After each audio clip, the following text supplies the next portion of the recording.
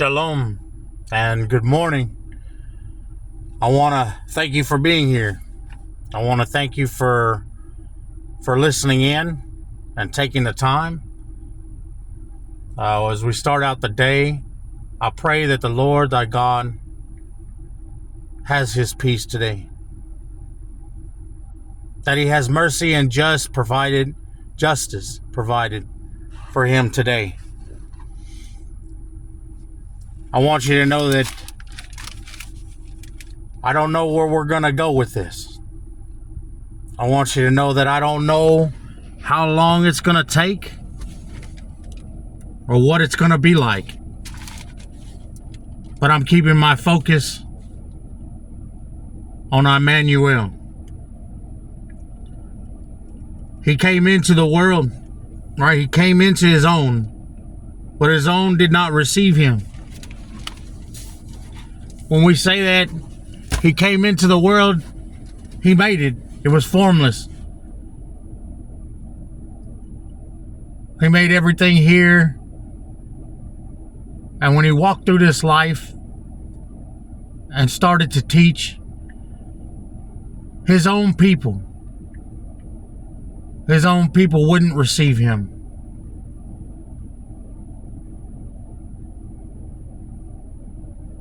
They say that he didn't know who he was. They didn't know his purpose. But he came with a straightness and a compassion and a sense of caring. We've moved in a direction. I don't know about y'all, but I'm 45 years old and I've never moved in a direction with God that I was so sure that it was him. It's not that they were teaching it wrong. It's not that they didn't try to give it to you. Maybe just no one saw it. Other distractions were going on. Other distractions were happening to keep these individuals from learning that. And this message is for those who want to hear this message. It's free. I'm not going to sit there and ask you to make an offer, and I'm not going to sit there and ask you for money. Some of you are old enough. You give what you give to whoever. But I tell you, if you really want to make a difference, go give it to someone who can't repay you back. Do something that's going to end up to where you end up making this visible for him. It's not about you, it's about him. We've been led to believe our whole lives that it would have happened in the other direction. I tell you, I believe that we all would have fallen away. And our demise would have been a lot worse than anything we'd ever thought about. There's a lot of people who are like, I wouldn't have made it. And that's the power of that word. That's the power of what God gave direction. He said, I'm tired of my people not knowing something. When you give it to one and one starts out, that's a shepherd. That's how he did it with Isaac. That's how he did it with David. That's how he did it with Joshua. And when you look at each and every one of these individuals' lives, when you look at it, and you understand it, you realize that they went through trials, struggles, torment, torture. Men reviled them for God. They reviled them for Emmanuel, the Son of Man. You can go through the whole Bible and they talk about the Son of Man in different occasions, in different places, all over history. But the fact of the matter is it's his world. It's his life. He's up there and he's looking He's come down here. He knows.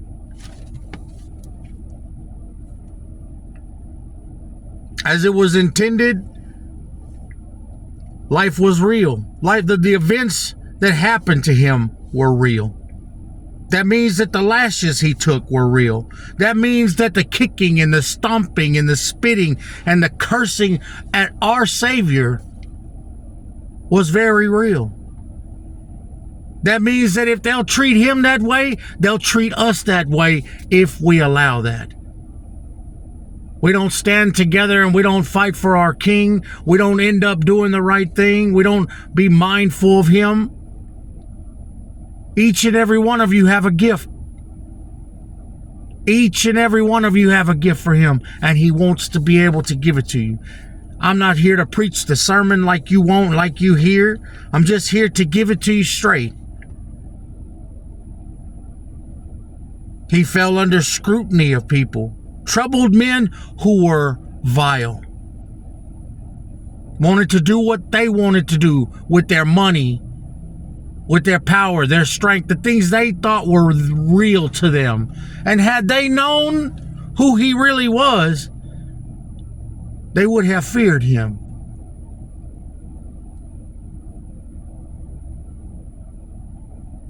They would have loved him. They would have come to know him. They would have sat and talked down with him. They would have let him live. But because they didn't let him live, we're finding out the realness. That our God is so great, so wonderful, and so powerful that there are points in the Bible that lead us to understand that it's real in a different way. Many people have fallen away from the faith. I can't do with God. I can't do this anymore. I can't live this life of poverty anymore. I can't just keep getting torn down and broke down. That's what it's really about sometimes. God's got to break everything going on because he doesn't know if you're real. When you ask for something, you understand? When you ask for something, you understand how important it is to ask for it. His eye produces light, universes, planets. Just with the look, it can be created. He speaks it into existence. He sees it, he speaks it, it is.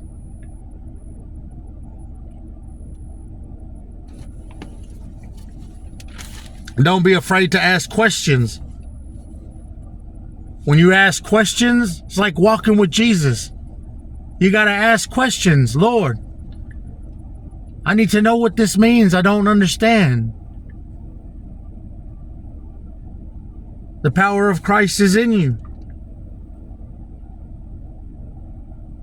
He said, then he entered into the temple and began driving out those who were selling. It is written, he said to them. It's written. Do you understand? It's written in a real document. It's written down. My house will be a house of prayer, but you have made it a den of thieves and robbers. You look at things today, you walk into a place today, and they want to try to sell you everything under the sun. And I tell you, for that, they have their own to look forward to. As for me and my house, we're going to serve God. We don't need trinkets. We don't have to worry about selling books, selling CDs. We keep it real, as it was in the Bible. Oh, we got to make money. That ain't the way. Using the word to make money isn't what God intended. Using money to try to end up making it bigger, that's not what he meant. What he meant was take everything you got and put it into the people that you see. He knows you got to be fed. He knows you got to have this. But it's gone a lot differently. It's gone a lot differently over the years, and it's become a monster. And some of y'all out there who are listening, I know you're going to hear this and you're not going to like it. But some of you got to change your churches. Because that's a house of worship. That's a house of prayer. If Jesus walked in there and he's seen it, you can understand why I'm here in 2025 for the difference. I don't have to come against you, but I will in that manner. And so should the rest of these people. Big bands, all that hype, just so you can drive some people in. But I tell you, it won't save anyone. It won't save me. It won't save you. It won't save anyone listening. All of that hubbub isn't gonna save anyone. You want to see a real church move? You go in Sunday, all of you go somewhere and go lay hands on people. Take the 10% that you were going to put in a bucket or swipe a card. Take your 10% and go lay hands on someone with it.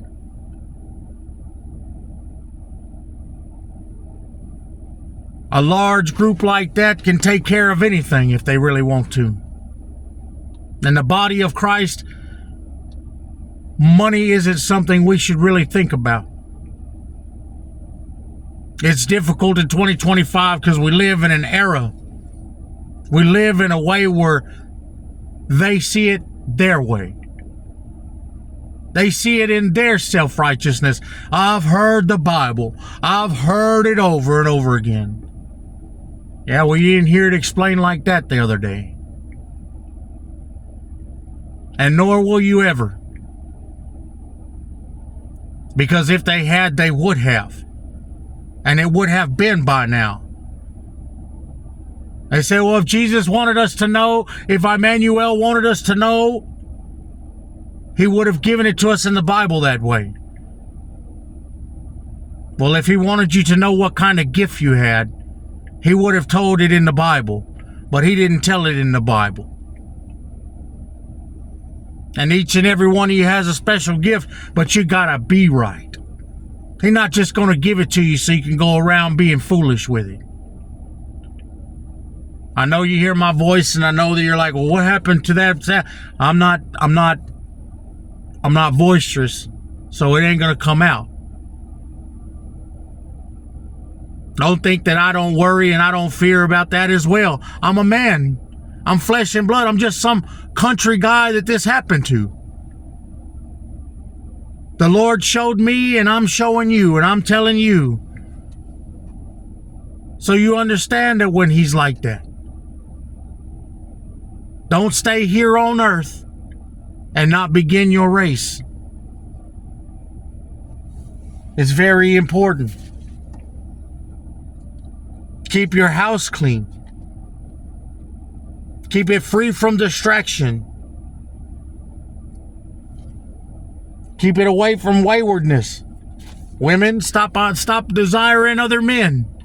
If you got a husband, pour all that love into your man.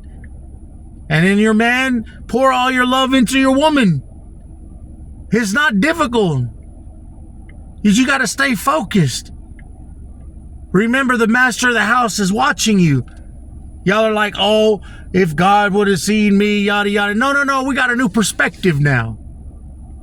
So you understand that he really sees you.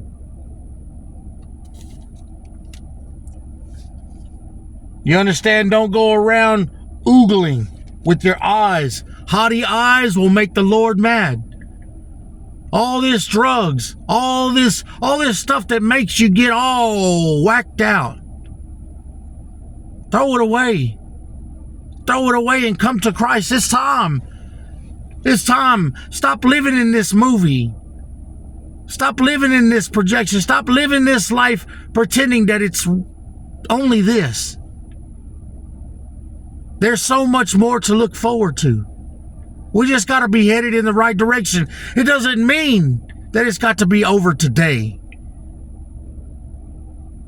It doesn't mean that we all got to get raptured today. We can live. But just understand that there are those of us who are living in his direction. You remember what it was like last week, the week before, the months before, trying to be there, trying to countlessly pray, trying to countlessly do the same, trying to just push. But the problem is that we weren't running from the world. We were running in the world. And we needed to run away from it. And that takes a conscious state of mind. And the conscious state of mind wasn't being given. A rerun was given to you. Sorry. A rerun was being given. And nobody wants to live a rerun. You want to wait 500 years for the rapture to happen? We don't have 500 years. They're like, oh, we'll lose what we have here. If you knew the word of life that was flowing through me, you wouldn't care about that world. You wouldn't care about it because enough of us would go home. And that's what it's about here. It's not about staying here. It's about going home. And for those of you who are disciplined, help those who aren't disciplined. Don't be afraid to help one another.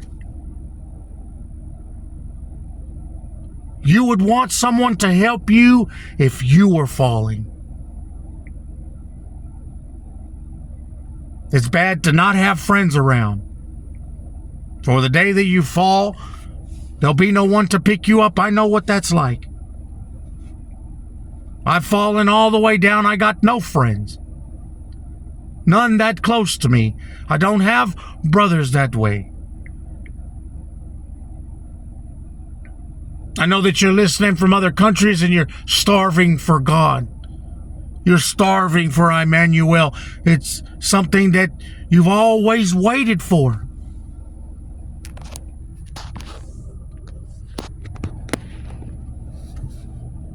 He's moving. We're moving with him now. We're moving with him in his direction, and that's not a bad direction. We lived in enough dark times.